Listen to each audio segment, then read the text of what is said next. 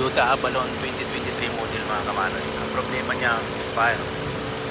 Kaya lang, nung diniagnose ko, wala siyang code. Hindi niya sinabi kung alin yung number na may misfire. Kaya ang gagawin natin, i-data list natin siya mga kamanoy.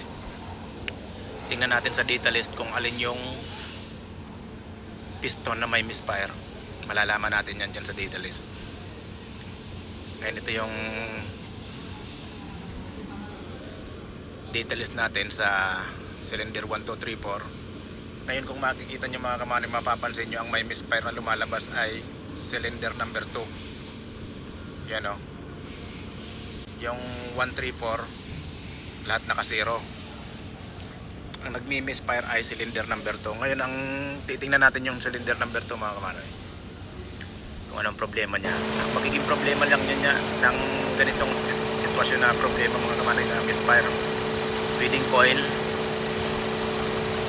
na yung coil niya ay nagli-leak ang kuryente, o kaya naman spark plug hindi na nag-spark na maayos, o kaya naman injector, o kaya naman yung pinaka-compression niya, mahina yung compression ng cylinder.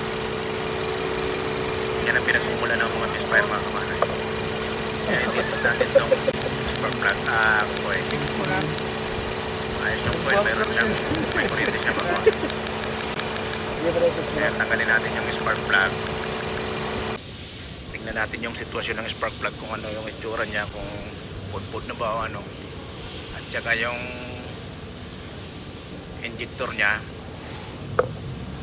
manual test din natin yan. Tanggalin muna natin yung spark plug at titingnan natin yung compression niya para sigurado tayo sa compression ng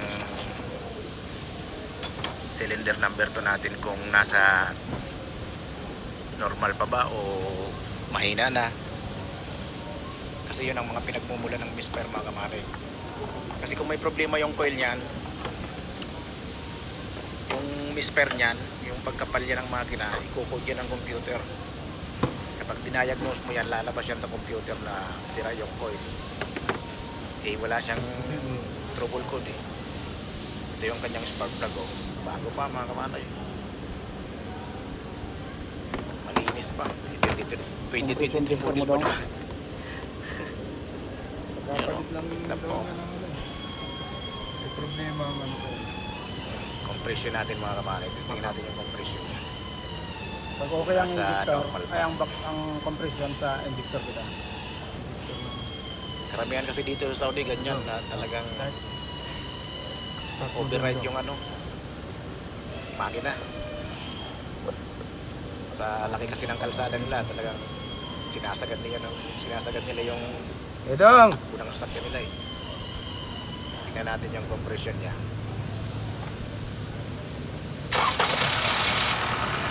Yan ang compression niya. Unang intake, isang daan. Pangalawa, yan o, ganyan na lang. Halos magkakalahati na lang. Patay daw! Kaya nagmi-misfire siya mga kamanoy. Ibig sabihin, ayos yung spark plug, ayos yung coil, ayos yung injector. Ngayon gamitan natin ito, subukan natin itong ECDL ko na to. Spray natin ECDL ko sa loob. Para yung, ang purpose nito mga kamanoy, para yung piston ring niya gumalaw.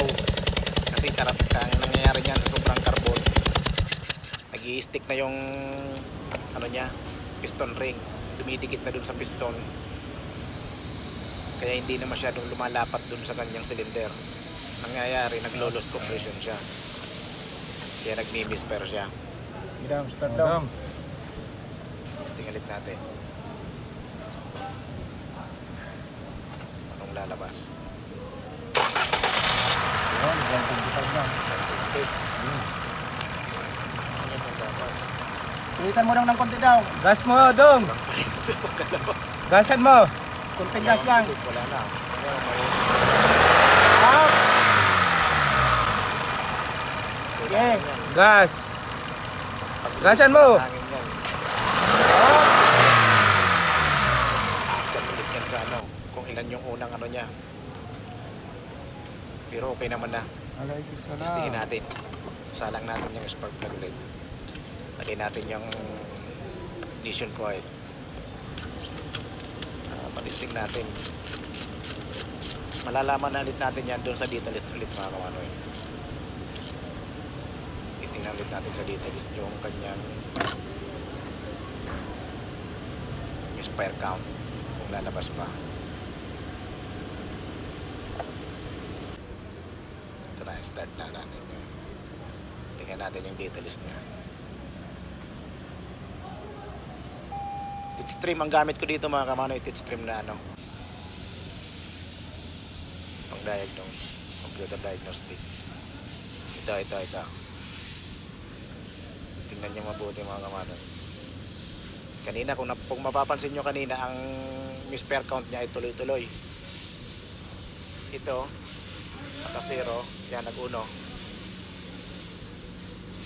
Pero hanggang 1 lang. Kailangan mag-0 siya eh. Yun o. Bumalag na sa 0. Yan. Hindi na pangyari yung makina mga kamanoy. Mabilis na siya. Yan ang gagawin natin. Practice natin. Subukan natin. Practice mga kamanoy. Pagkaribo. Papalit pa ba yung ito ano ano niya? ka man para tulog Misfire kita. niya. Sais. Ayos na mga kamanoy. Oh. May bang naman niya. Cash na naman. 0-0 na siya lahat. Tutorial lang. Maayo to rin. Yan o. Ganun lang kasimple mga kamanoy. 2023 model to eh.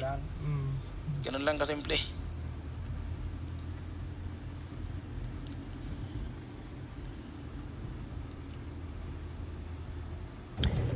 Maraming salamat sa panonood mga kamanoy. Ngayon niro-road test na natin tong sasakyan, kasama natin si Noy na Romel.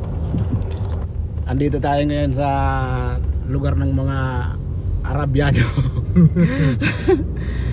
Okay na to mga kamanoy. Maganda na yung takbo ng sasakyan at saka nawala na rin yung kanyang misfire sa number 2. Ganun lang kasimple mga kamanoy ang gagawin natin. Maraming salamat.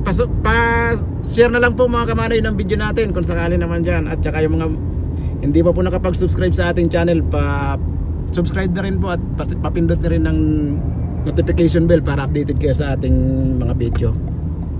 Maraming salamat mga kamanoy.